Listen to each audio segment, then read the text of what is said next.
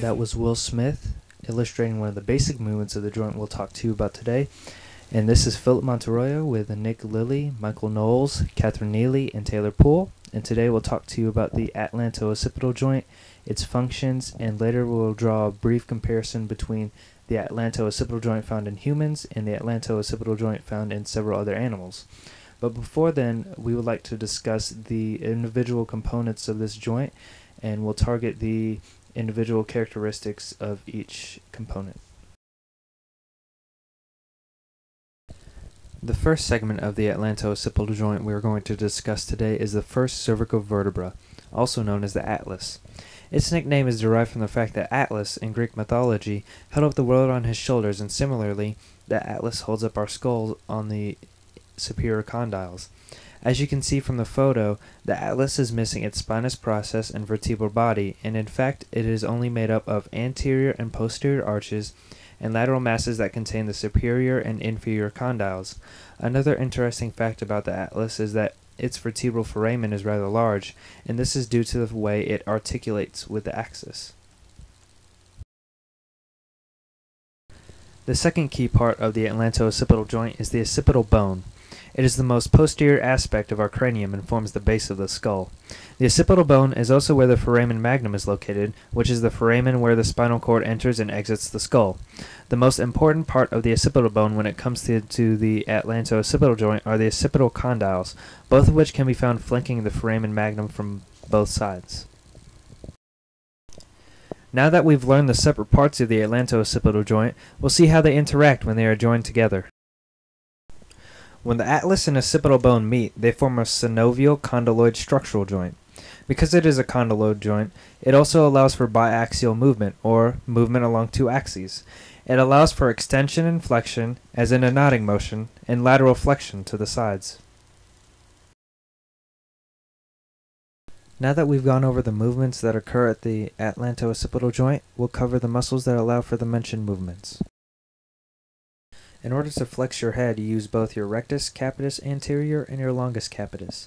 Your rectus capitis originates from the anterior surface of the lateral mass of the atlas and inserts on the occipital bone. Your longus capitis originates from the anterior tubercles of the transverse processes of the 3rd, 4th, 5th, and 6th cervical vertebrae and also inserts on the occipital bone. Extension is allowed by several muscles: the rectus capitis posterior, obliquus superior, semispinalis capitis, splenius capitis, sternocleidomastoids, and the upper fibers of the trapezius muscles. Many of these muscles are synergists to the actual extension of the head. Since we're on the topic of movement, it might be relevant to discuss whiplash, a type of injury due to the movements allowed by the atlas and occipital bone. If you've ever been in a bad car accident, you've experienced some sort of pain in your neck hours or even several days later. The exact injury mechanic isn't precisely known, but scientists hypothesize that it could be from an overextension of the spine due to the head being in an upright or extended position and then experiencing a sudden flexion motion. It happens most often in car accidents, roller coaster rides, awesome headbanging concerts, or if you happen to listen to music by Willow Smith.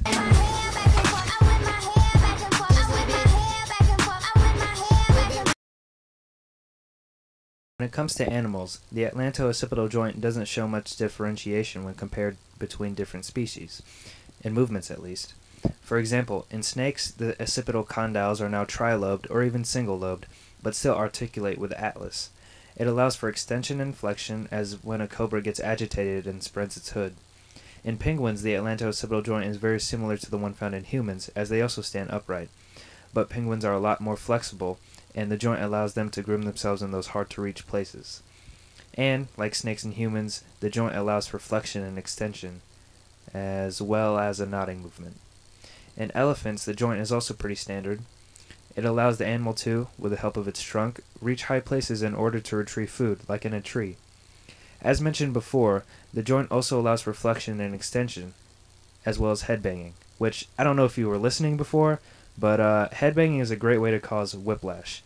Unfortunately today, many cases of elephant whiplash go unreported. Well folks, there you have it. Hopefully you learned something from this presentation today, and that you take this knowledge and you apply it to your everyday life. Because let's be honest, who doesn't get asked about the atlanto-occipital joint at least 2 times a day? And for those of you who didn't learn anything, well, hopefully I didn't waste too much of your time. But until next time, live, love, and prosper.